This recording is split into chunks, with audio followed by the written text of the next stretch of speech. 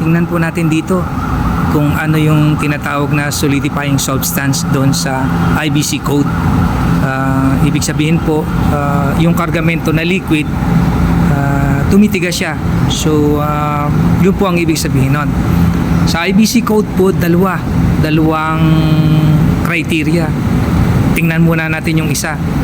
Ito po, yung has a melting point below 15 degrees centigrade and is unloaded or discharged at a temperature less than 5 degrees centigrade above each melting point.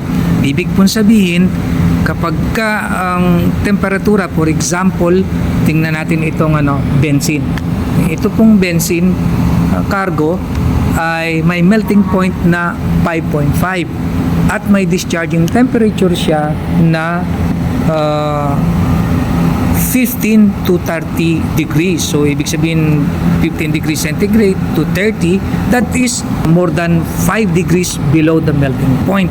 So, ibig sabihin po dito, ang ating kargamento kapag sikarga po natin in accordance with the heating requirement ay hindi po siya nagsusolidify.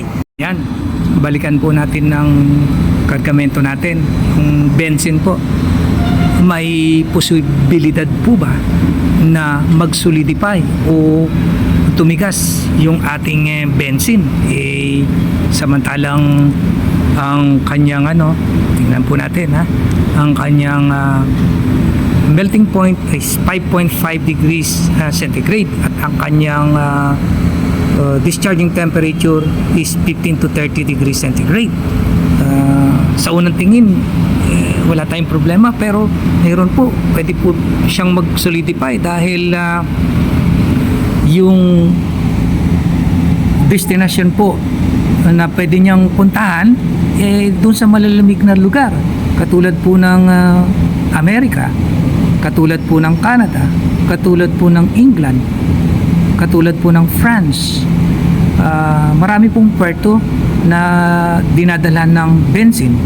So, kapag po bumaba ng temperature 5 degrees, puntahan po natin ulit ito, 5 degrees o less than 5 degrees above melting point, titigas na po siya. So, kailangan po natin na i-maintain sa discharging temperature 15 to 30 degrees centigrade nang upang sa gayon makomply natin yung charter's requirement o hindi natin may diskarga dahil matigas na yung kargamento natin. So, paano po solve ang problema? Sa barko po kasi ay mayroong heating system na pwedeng pataasin ang temperatura ng ating kargamento. Kung hindi po capable ang ship natin, hindi po siya pwedeng magkarga ng benzene. Susunod po, discuss po natin yung criteria number 2 sa solidifying substance. Mag-ingat po tayong lahat. God bless us all.